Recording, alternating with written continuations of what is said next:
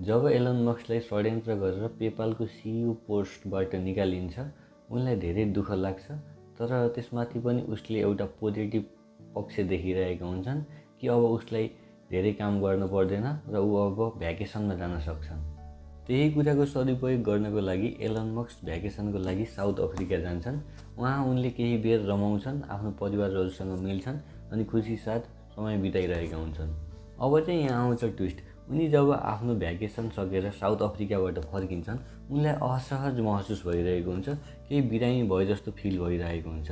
त्यसै कारणले उनी हस्पिटलमा जान्छन् अनि चेक गराउँदा चाहिँ केही भएको छैन, नर्मल हो भनेर घर पठाइन्छ। तर हस्पिटलले केही भएको छैन, यो त नर्मल हो भनेर पठाए पनि एलन मस्क केही दिनमा आफ्नो घरमै लड्छन् र सोही कारणले गर्दाखेरि उनलाई इमर्जेन्सीमा हस्पिटल भर्ना गर्नुपर्छ।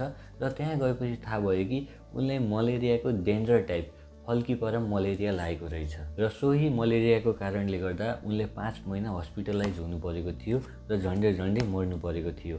उनको इन्सुरेन्स एमाउन्ट पनि धेरै भएको कारणले गर्दा उनको कम्पनीको सेयर होल्डरहरूले ऊ मर्यो भने त हाम्रो कम्पनीको ऋण तिर्न सजिलो हुन्छ समेत भनेका थिए।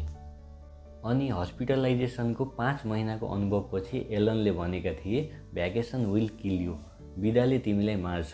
त्यसैले भन्ने गरिन्छ नि, खाली समय खर्च गर्छु होइन, खाली समयमा केही गर्छु भन्ने माइन्डसेट राख्नु पर्दछ।